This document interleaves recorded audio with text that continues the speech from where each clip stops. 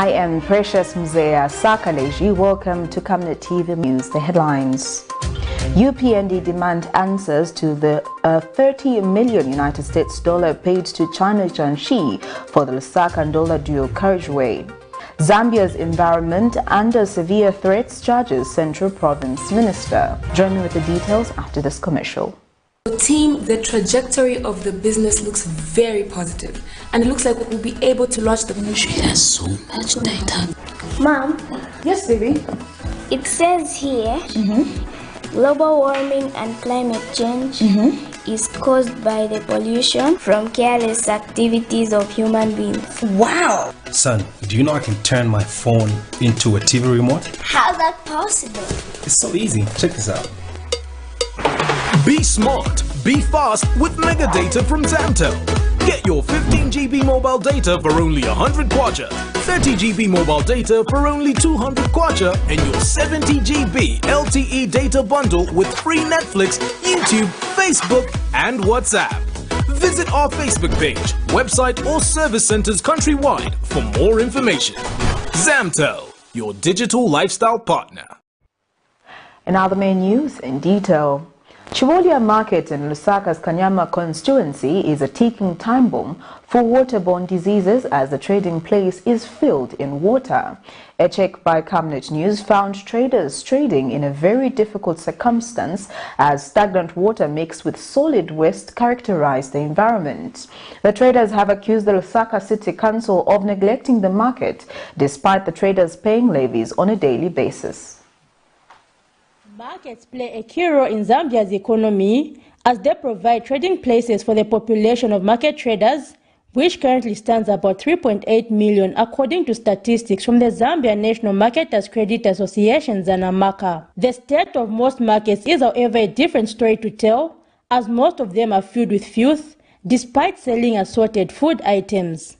A check by Camnet News at Chivolia Market in Lusaka found that this is the case, as the market is filled with all sorts of waste from baby diapers to discarded food items. The market traders spoken to have, however, placed the blame on the local authorities, whom they say have neglected the place despite them paying levies. Pari doti yapano ezati paya muno yapa abantu bambiri already doti yero ndrama pano pa market imalipira mateni kwacha but manje kuti vakanso vafakire nzeru vachose ija doti sivachita bwanji sivachosa apo vainekera kufakira nzeru vakanso market inekera ioneke clean na ndrama zamene valipira vantu ni vambiri amene vapezeka pano pa market but na kulipira vamene valipira but kupezeka chamene chichitika kulibe solo manje apaso mutenge mafotozi example muzionere mweka mukavaonese kapena tina kolera HIV vose viri mu market pembe kota ndizo kuboma itiyanganeko. The Lusaka City Council is, however, on record indicating that collection of waste in markets is done on a daily basis, attributing the situation to the overgeneration of waste. With the potential health hazards that this situation brings, Zanamaka President Mr. Mupila Kameya says instituting market boards will help in curbing indiscriminate waste disposal in markets. So that everyone is involved in the fight of ensuring that our markets are clean. So what it is like it's a game for one individual, which is the councils who are running these markets, but our emphasis still remains that we need to work together. Yes, garbage is generated by the marketeers, generated by the consumers and all those that come in the markets. Even when we educate these marketeers, but I think we need leadership coming from our end as marketeers to work together with the councils. According to the Solid Waste Regulation and Management Act of 2018, disposing of waste indiscriminately carries a fine of up to 750 kwacha. Zipporah Mshala, Camnet News, Lusaka. In other news, United Party for National Development Deputy Secretary General Gertrude Imenda has charged that someone should be answerable as to why the construction of the LUSAKA-NDOLA dual Carriageway has never commenced, despite previous administration paying $30 million to China JIANGXI.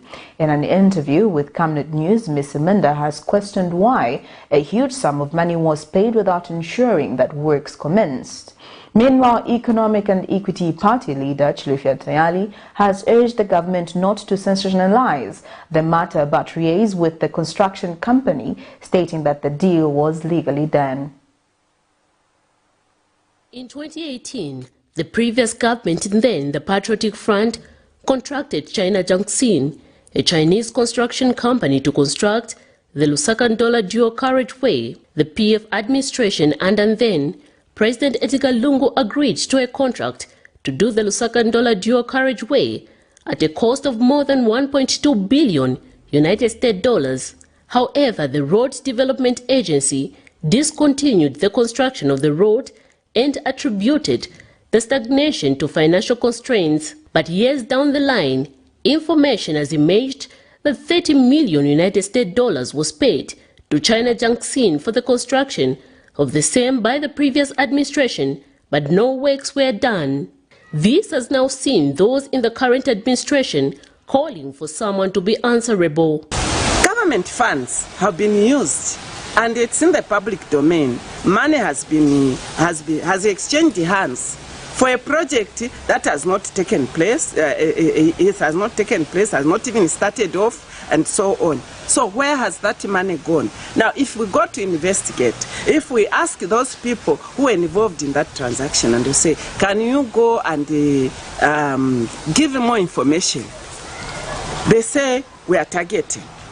You know, there are certain issues, it's not about, there are certain things that you cannot do ethnic balancing or tribal balancing. Should we go and pick somebody else from UPND to say, well, I mean, we have to balance? We don't know. We don't know who is involved. All we know is that somebody is involved. A Zambian is involved. Meanwhile, Economic and Equity Party leader JIANGXI says the United Party for National Development Administration must not politicize the issue, as the money was legally paid. Yes, it's not that there is no criminality, there is no corruption. There is a lot of corruption in these deals. To get a contract from government, a lot of people have to be oiled. This is a fact. And if the investigative wings were really working, we would be seeing people who would have gotten armor cuts, armor commissions out of this money. But because they don't do a good job, at the end of the day, criminals are being made even more richer when they are supposed to be, we're supposed to be getting money from them. Poor investigations.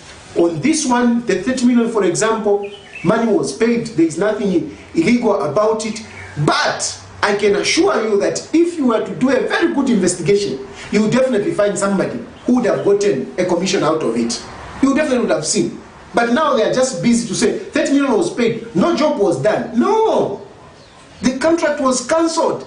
Try to find out who could have benefited, who could have gotten a cut. How was this? This is what they should be asking. Recently, government disclosed that the contractor was engaged to do the LUSAKA-NDOLA dual carriageway at $1.2 billion came back to the country and has agreed to do the works at 50% lower rate than the demanded. Miriam Kaemba, reporting for Camnet TV News.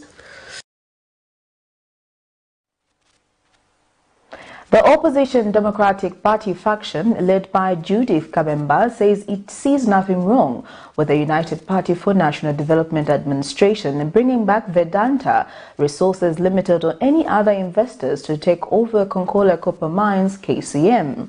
In an interview with Camnet TV, DP National Executive Committee member Justin Nkonge says what is important is for the investor to adhere to the terms and conditions of the contract.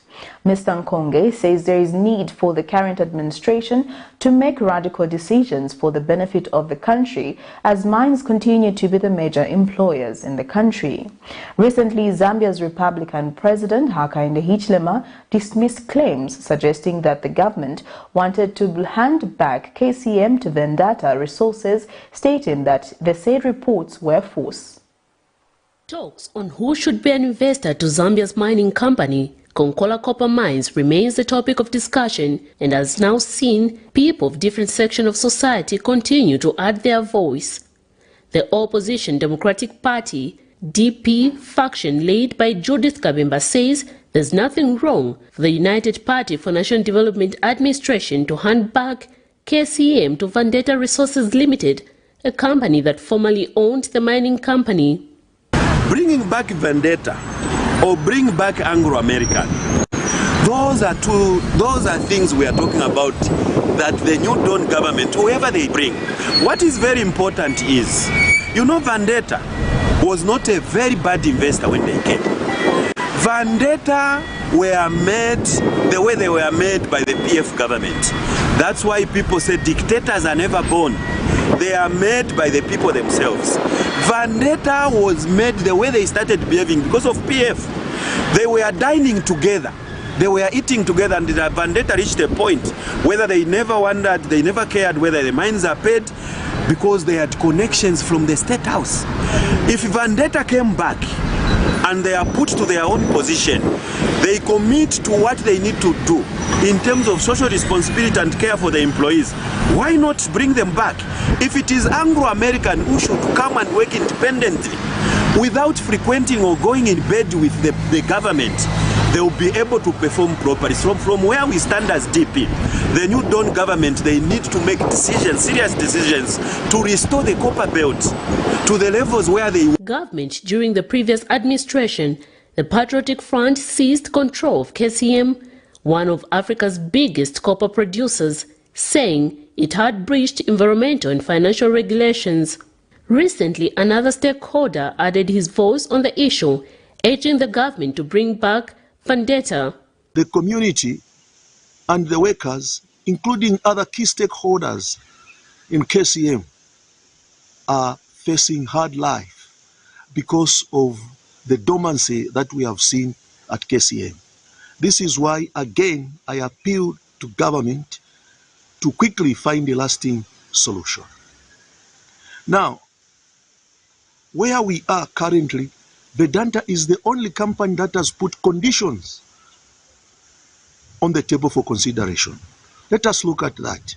However, Zambia's Republican President Hakainde Hichilema recently cleared claims that were making rounds that the government was handing back KCM to Vendetta Resources. The head of state dismissed those claims.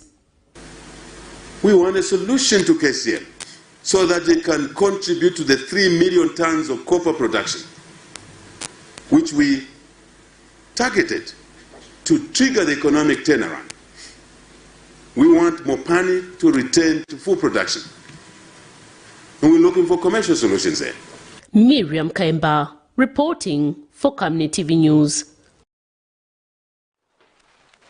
The Civil Servants and Allied Workers Union of Zambia has called for reforms that will see the contributions of the civil service reflecting in national development. In an interview, Union General Secretary Makai Makai says one way this can be done is by enhancing annual performance appraisals and instituting disciplinary measures on those politicizing the service. He says despite the civil service being a major employer, the civil service contribution to national development is yet to be seen. A well-skilled human resource is the most important asset needed for any country to develop. It is for this reason that the public and private sector should work with collaborated efforts to significantly contribute to any country's progress. Despite the civil service in Zambia having over 900,000 employees according to data from the International Labour Organization ILO, the sector has not contributed significantly to the country's development. Civil Servants and Allied Workers Union of Zambia SAWU's General Secretary Mr. Makai Makai says enhancing performance appraisals may improve the performance of the civil service. If the constitution is amended to provide for appointment of ministers from outside the parliament, there we will be scoring. Secondly, we should have professional permanent secretaries who rise through the ranks.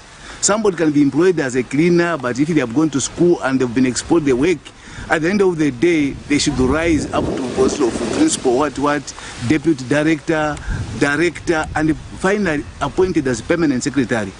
That is one way which will bring or which will enhance productivity in the public service, because we shall have permanent secretaries who understand their roles. The Union General Secretary also says there is need to bring back talks about constitutional reforms, which will see office holders in key government positions such as permanent secretaries being experts in their field.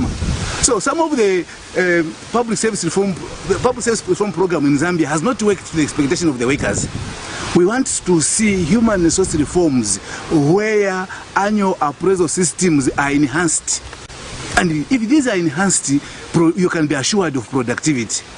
As long as we are going to be working the way we are January to December, I can assure you productivity is not going to be enhanced. But he has also called for depoliticization of the civil service if to see it performing at its optimum level, by instituting disciplinary measures on those found wanting, to send a warning to those who may want to do the same.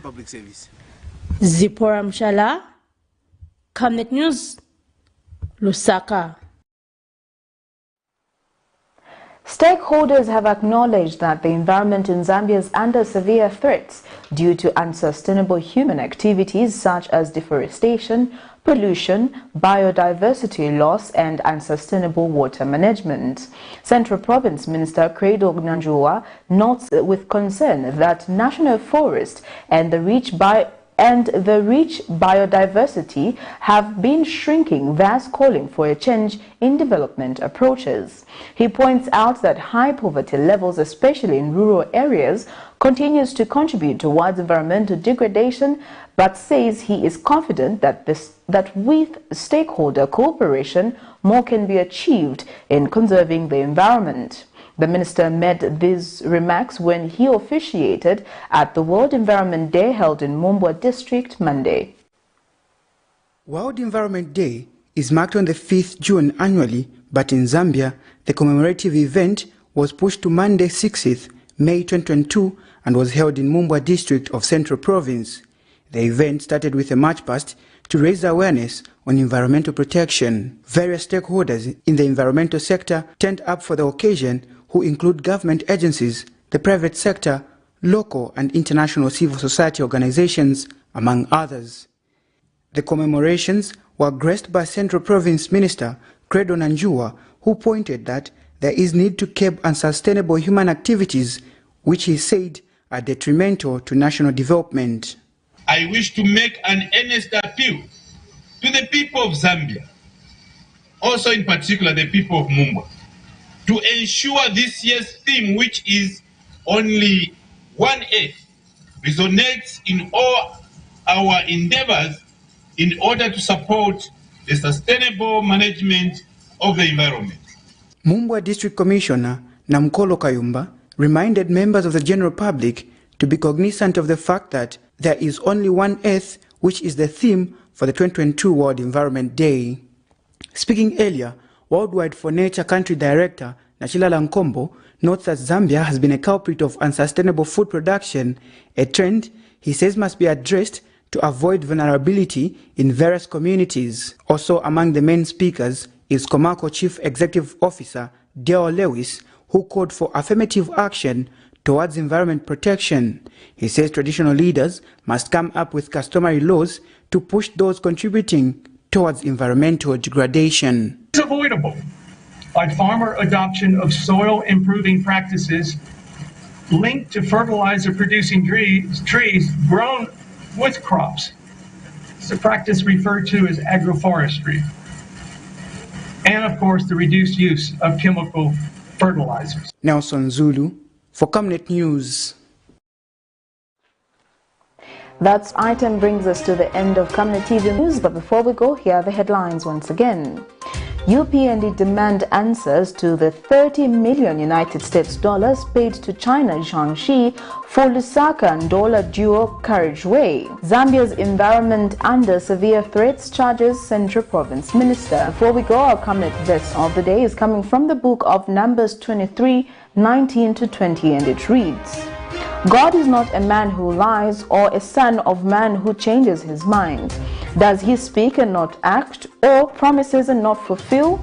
I have indeed received a command to bless, since he has blessed. I cannot change it.